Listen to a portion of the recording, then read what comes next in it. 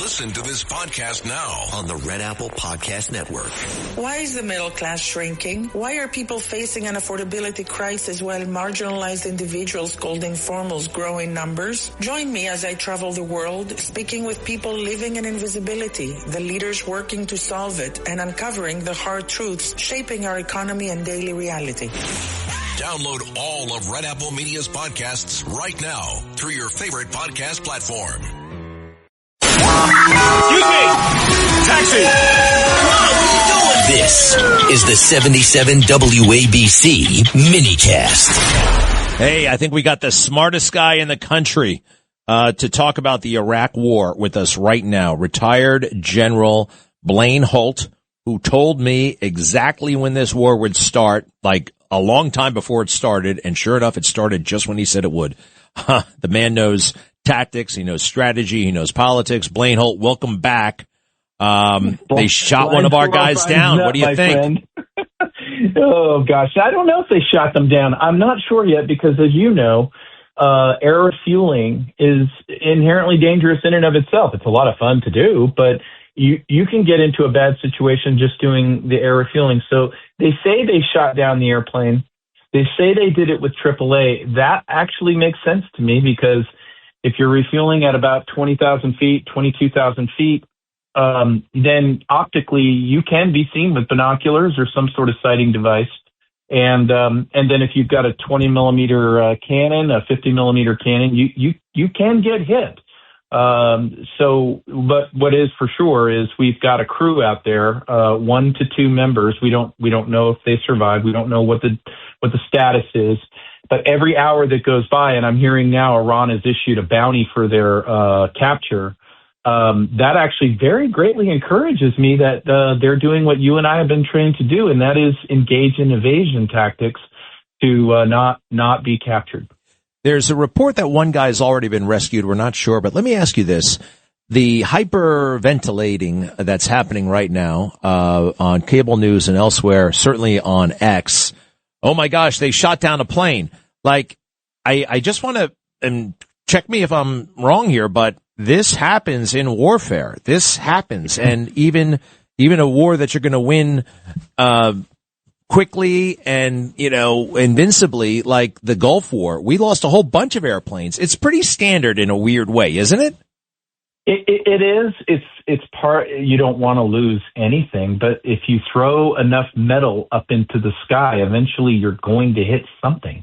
They're down, I just saw us tag a missile dump, a missile storage site with our bunker busters, and the secondary explosions coming off of that indicate that those are missiles we'll never have to worry about again. That they're down to using AAA or anti-aircraft artillery.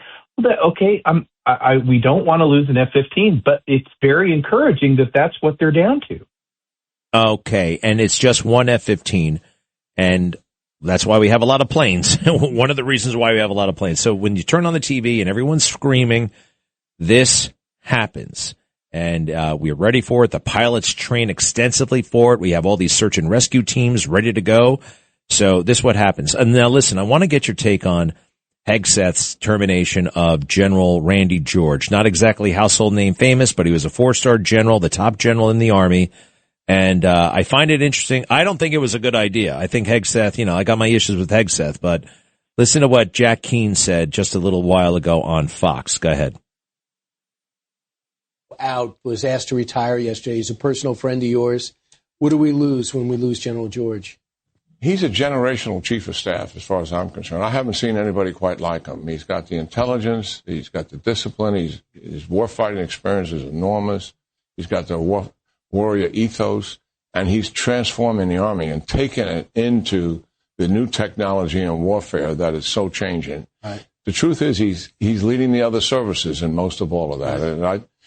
And I don't agree with his dismissal for sure because of what he's doing to the Army and the change it's impacting the department writ large. That's what I've heard too. General, it was great to see you. Good luck at the Yankee game today and keeping up with everything. Thanks so much for coming in. So what do you think, General Holt, what he said? And well, first, what are your thoughts about the termination of the top general? I just don't share General Keene's comments at all. neither General Keane nor I understand the circumstances that surrounded this being relieved of your position.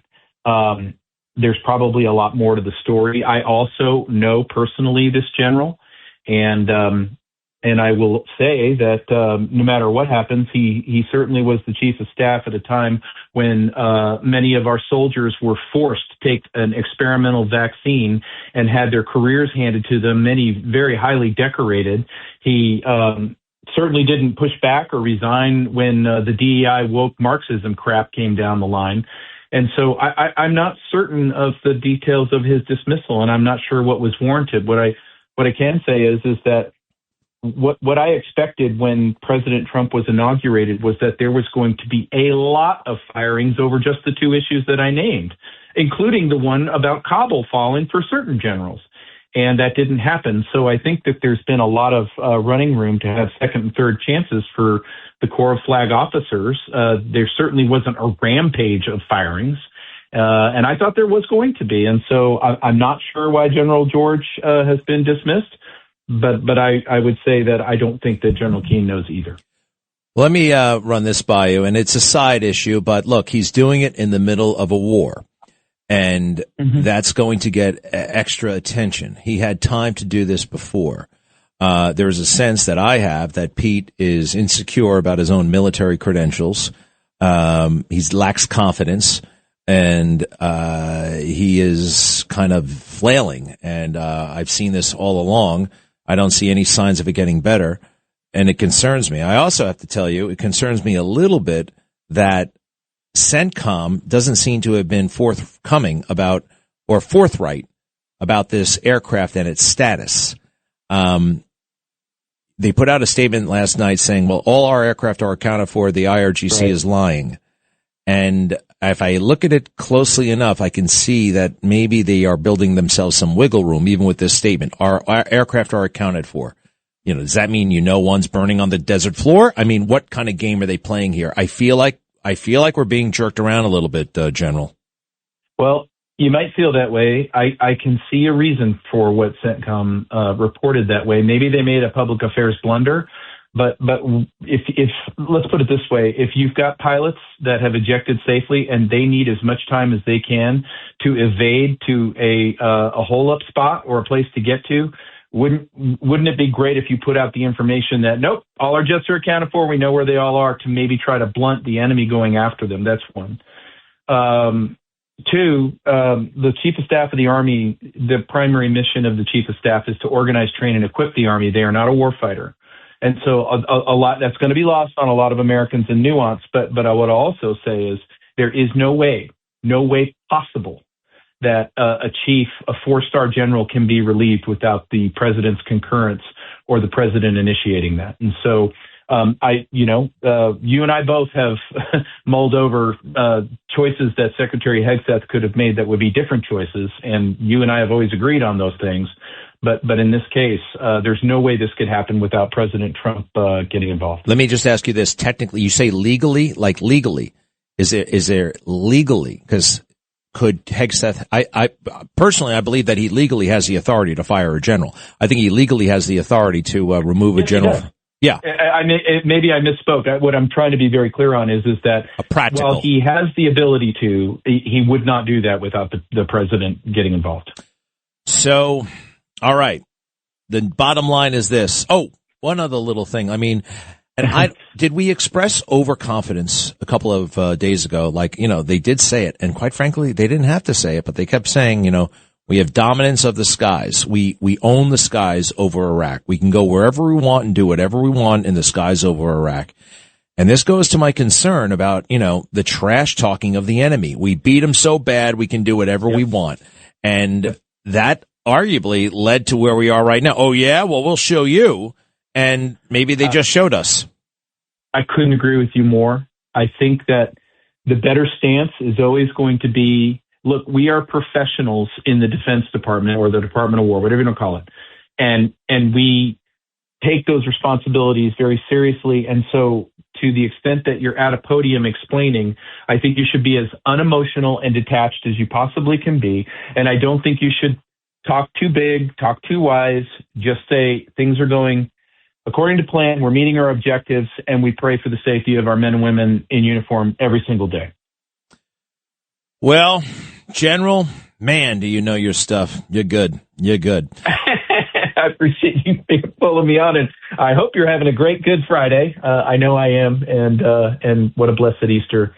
And we'll pray for that crew as they find their way back home. This is Greg Kelly. Donate now to Toys for Tots, which works year-round. Go to toysfortots.org. Toys for Tots supports children in need throughout the year with programs like the Toys for Tots Literacy Program. Established in 2008, it has provided over 63 million books to disadvantaged children. The Toys for Tots Literacy Program is committed to providing disadvantaged children with direct access to books and educational resources that enhance their ability to read and communicate effectively. Go to toysfortots.org.